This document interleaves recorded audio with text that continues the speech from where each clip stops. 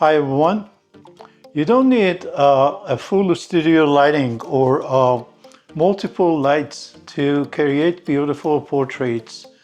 With just one light, you can create stunning, dramatic portraits. The secret is not the light. The secret is how to modify and direct the light. It means that how you manipulate the light to soften the light and give it direction to control the shadows.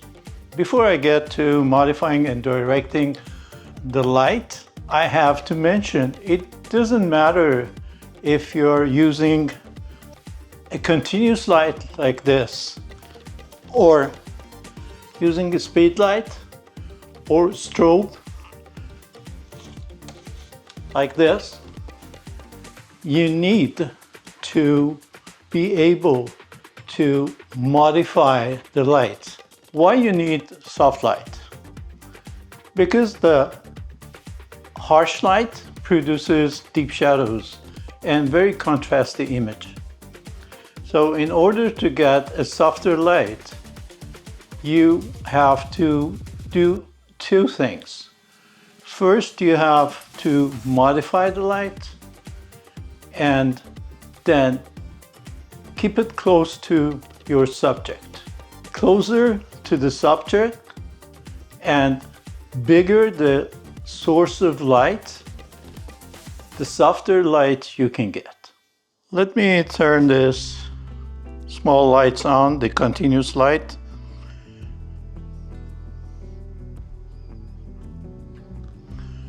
You can see the harsh shadows and the highlights.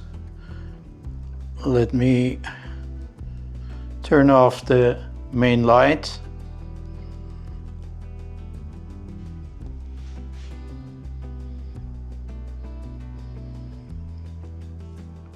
You can see the harsh shadows. Why you need soft light? Because the bare light, not modified, has got a very harsh light and produces very deep shadows and very bright highlights. So you get a very contrasty image, and sometimes you can lose details either in the highlights or in the shadows. Now let's get to how you can produce and create the soft light. Remember, the larger the source of light and closer to your subject, you get a softer light. Just by modifying your light and getting it as close as possible to your subject, you can create soft light. Maybe sometimes you don't have the speed light or the strobe or the continuous light, then you can just modify a very simple bulb and produce a soft light. The first basic way of softening the light is using an umbrella. So the light hits the umbrella and comes back, but with this umbrella, this is a translucent, and you can shoot the light through the umbrella to get the soft light. Inside of some of these umbrellas are white, so you can use it to get a softer light, and some of them are silver, so you can use the silver to get a punchier and more contrasty image. The second method is using a softbox. Softbox, like this, diffuses your light, and you can place it close to your subject to get a better and softer image. And these softboxes come in different sizes. So by using this and also using the grid, you can prevent the light from spreading around and just concentrating the light on your subject. The softbox is the most versatile modifier for softening the light and controlling it. And another type of modifier is a beauty dish with diffuser that gives you a punchy contrast.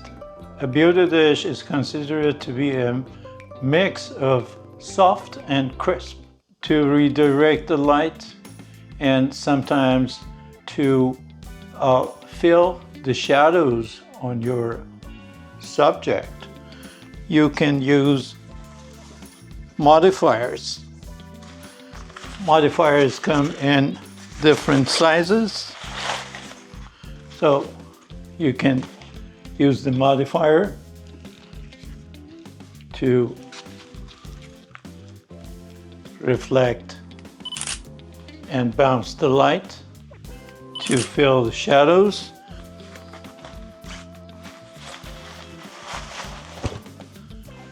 So you can see that how you can easily fill the shadows on your subject.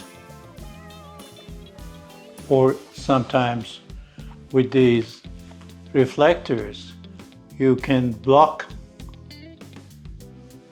the light and use it as a flag.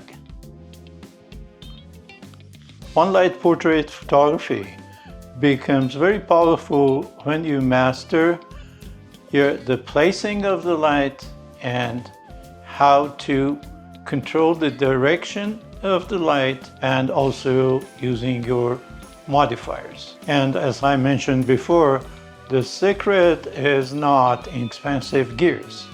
So you don't have to go and spend a lot of money to get multiple lights. But the secret is in how you soften, how you direct, and how you modify the only light that you have. So without any further ado, I'm gonna demonstrate some of the shots that you can get with just one light.